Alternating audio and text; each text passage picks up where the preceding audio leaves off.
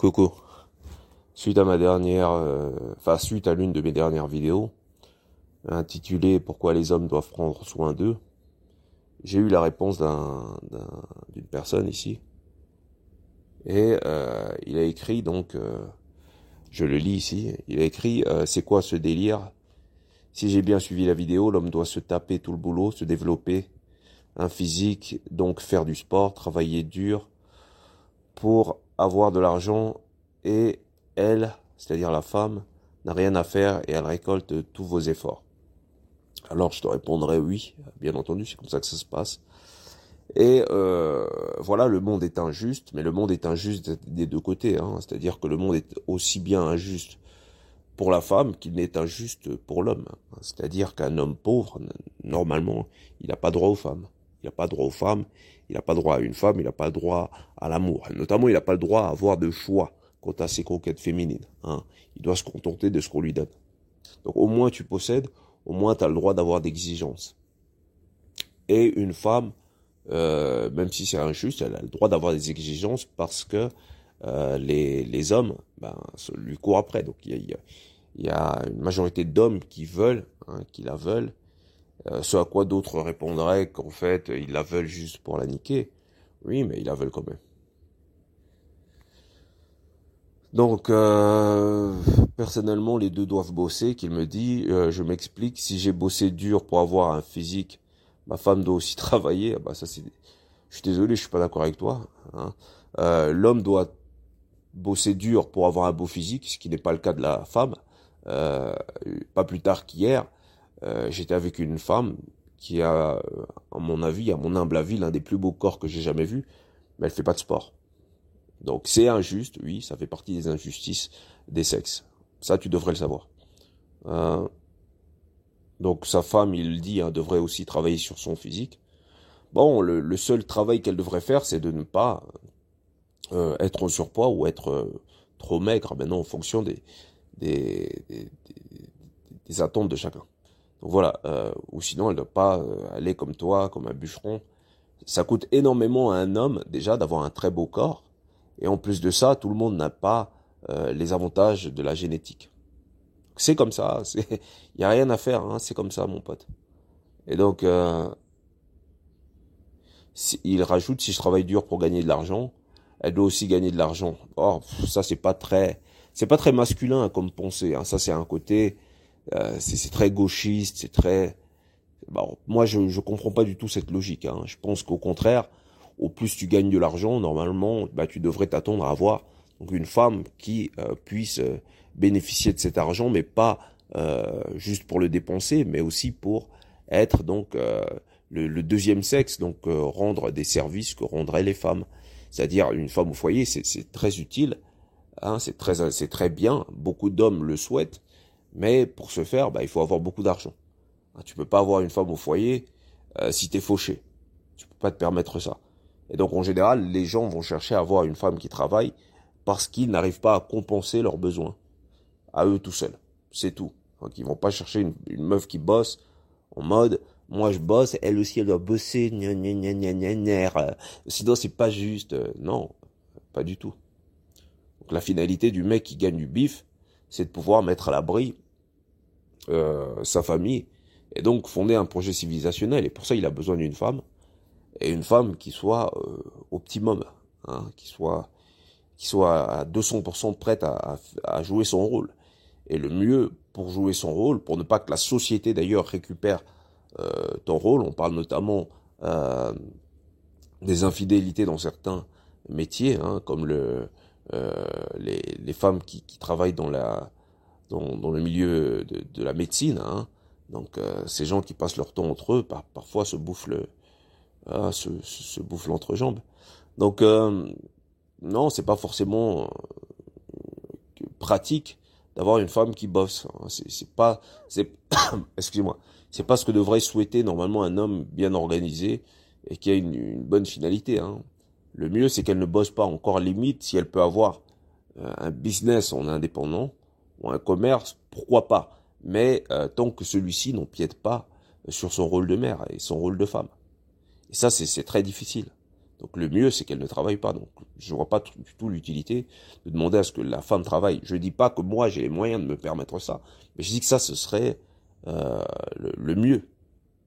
Hein, si on veut être cohérent par rapport à nos perspectives homme-femme. À moins que, dans ta vision du monde, tu sois comme certains kamites, tu ne vois pas la différence. Hein, tu vas être peut-être comme Mobali Makassi qui estime que les femmes aussi doivent aller à la guerre. Donc nous, on voit pas du tout les choses comme ça. On fait clairement la distinction entre hommes et femmes. Donc, donc il dit quoi encore? Ouais, elle doit aussi gagner son argent. Qu'elle profite de tous mes avantages et qu'elle ne fait rien, c'est pas ma conception de la vie. Non, elle profite pas. Elle apporte aussi quelque chose. Si par exemple tu gagnes un bon salaire et que ta femme a un physique qui est assez attrayant, mais tu veux la rendre plus belle, ben tu te permets de lui payer le coiffeur, tu te permets de lui payer des sapes, tu te permets de faire en sorte que sa toilette soit garantie, hein, et à long terme, de lui garantir une bonne toilette, de lui garantir toutes ces choses qui lui permettent d'être à l'aise. Et sache qu'au plus la femme est à l'aise, au plus elle peut te garantir donc un rôle épanouissant au sein de ses particularités de femme et de mère. Ça, c'est logique. Il faut juste utiliser sa tête, hein, les gars. Moi, je sais pas ce que vous avez. Vous êtes dans compétition avec les.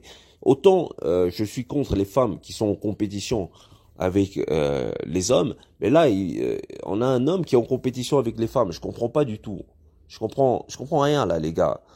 Moi, j'ai fait cette chaîne justement pour rompre avec ce combat homme-femme, ce clash homme-femme qui a attrait à la société dans laquelle on vit, où les femmes veulent être des hommes puisqu'elles ont été atrophiées par une société atrophiée mentalement et psychologiquement par une société qui leur a donné indirectement l'injonction qu'elles pouvaient être des hommes sous prétexte qu'elles travaillent, et donc elles ont attrapé un ego d'homme qui leur est pas du tout nécessaire, mais qui comprend donc certains conflits qu'elles peuvent avoir dans leur relation homme-femme. Donc il veut pas qu'elle profite de tous ses avantages, ok. Il ne veut pas qu'elle profite de tous ses avantages, ok. Elle ne fait rien et ça c'est pas ma conception de la vie, ok. Tout donner à quelqu'un qui ne le mérite pas, c'est pas parce que tu lui donnes tout qu'elle ne le mérite pas. Elle le mérite parce que dans un premier temps c'est une femme et qu'une femme reçoit, donc c'est un sexe passif et toi tu es un sexe actif. C'est juste la logique chimique des choses, hein. L'homme donne, la femme reçoit, c'est comme ça. Donc c'est ça la logique même du cercle, hein.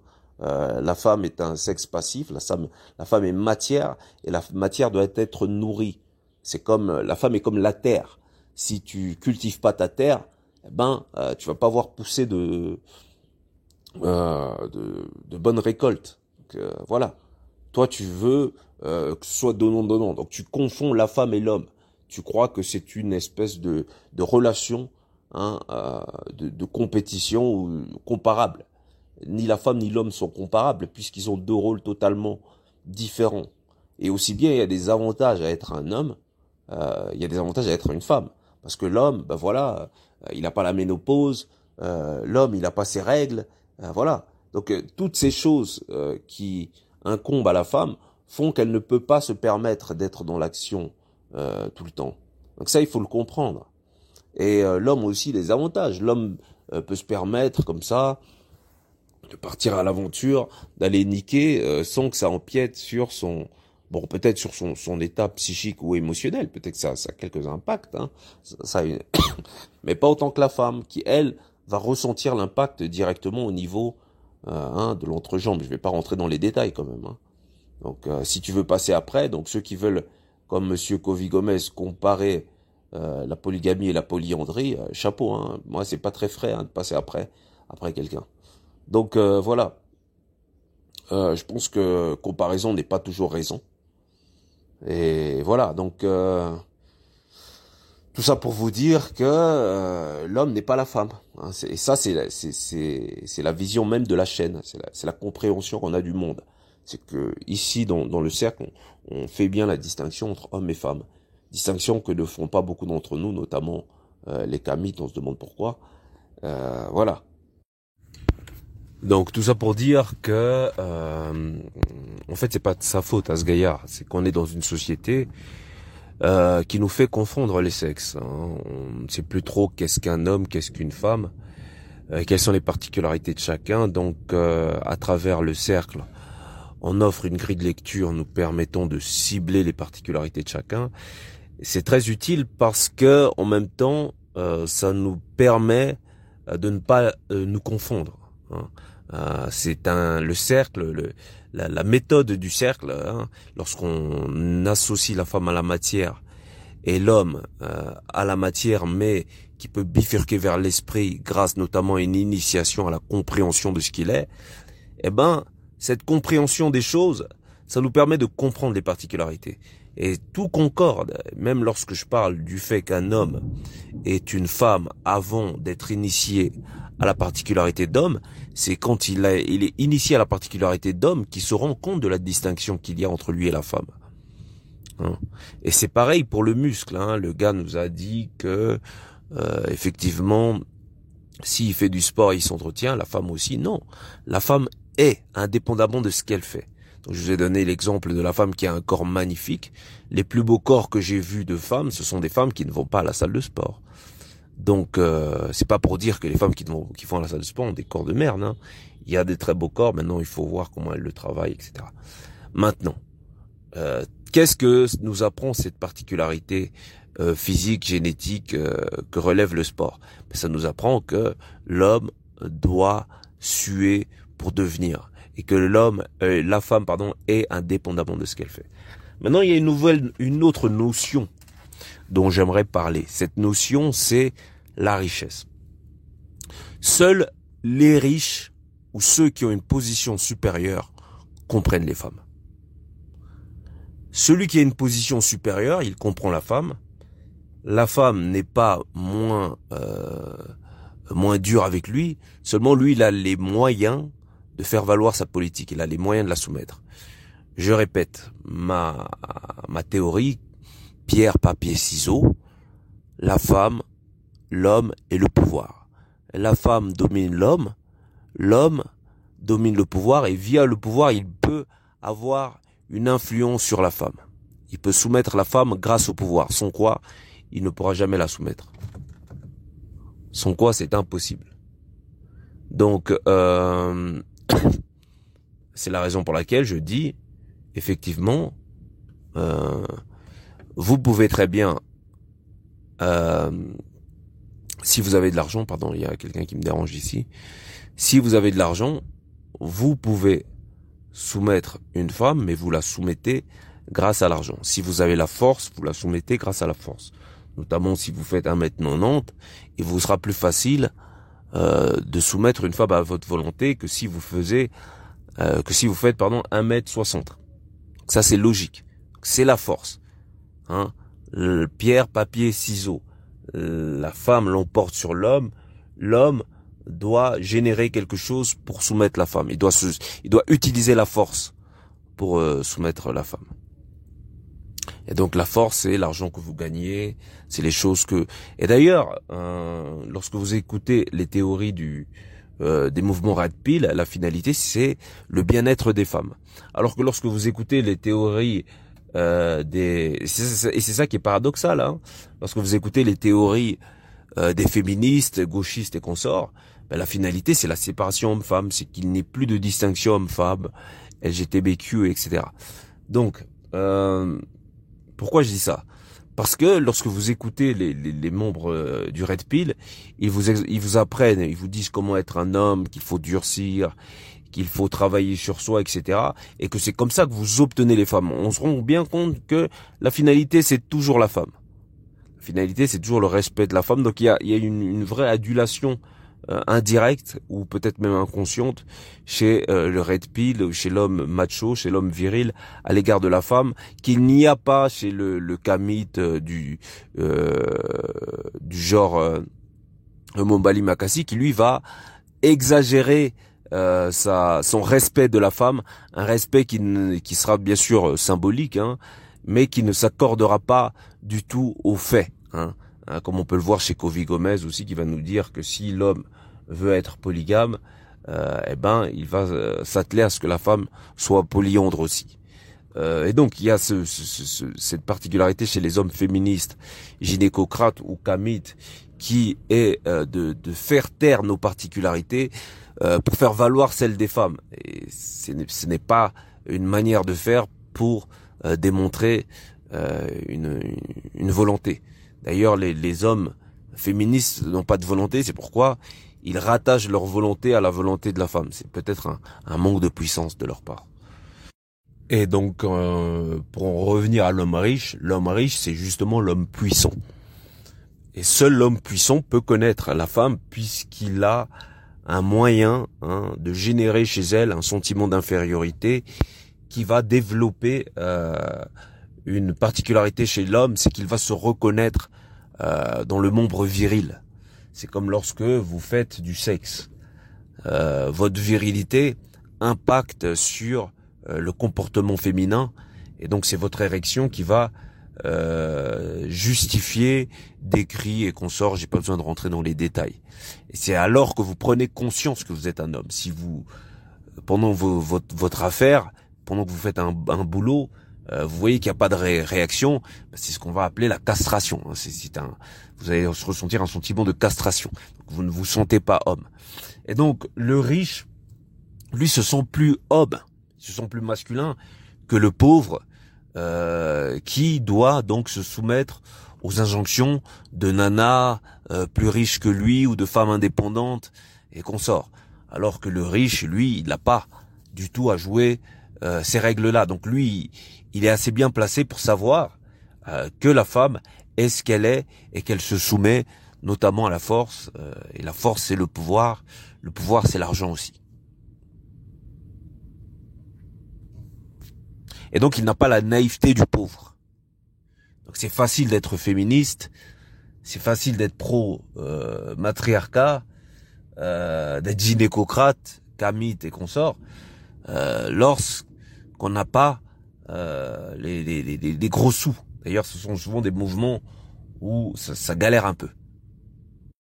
Et donc, le pauvre, il est pathétique. C'est un peu comme le petit. Lorsque tu fais 1m60, ou 1m70, ou que tu es plus petit que quelqu'un qui fait 1m90, et que tu dois lever la tête pour lui parler, eh ben, ça te ramène à un élément qui est l'infériorité, donc qui t'éloigne de tes particularités masculines. Ben, je dis pas que c'est fini, je dis pas que c'est une fin en soi. Je dis juste que il faut reconnaître cette particularité que reconnaît la femme. L'homme a du mal, puisque l'homme a une capacité de transcendance que n'a pas la femme, puisque la femme est indépendamment de ce qu'elle fait, ce qui fait qu'elle va te reconnaître. C'est pourquoi les femmes petites de taille cherchent un homme grand de taille pour exister dans la matière. Encore plus, pour être plus voyant dans la matière. Puisque ce qui obsède la femme, c'est la matière, c'est pas le monde de l'esprit. C'est pour ça que ce sont les hommes qui sont créatifs, qui sont les philosophes, qui sont les penseurs, qui sont ceux qui créent le monde de la matière tel que vous pouvez l'observer, les conforts, etc. Et donc, le pauvre, il est puéril. Il est puéril. Et il y a la psychologie du pauvre. Et la psychologie du pauvre, c'est la psychologie d'un homme vaincu. C'est la psychologie d'un homme qui est soumis au diktat de plus puissant que lui, donc de plus viril. Si on devait faire une analogie, on pourrait comparer le pauvre dans une prison à celui qui va se faire enculer. Et c'est ce qui est très très douloureux, sans vouloir faire de jeu de mots. En même temps, c'est ce qui va générer une personnalité frustrée, nerveuse et consorts. Et quand c'est nerveux, ça va encore. Parce que si vous n'avez pas conscience de votre état et que vous êtes joyeux dans la pauvreté, ça veut dire que vous n'avez aucune possibilité de transcendance.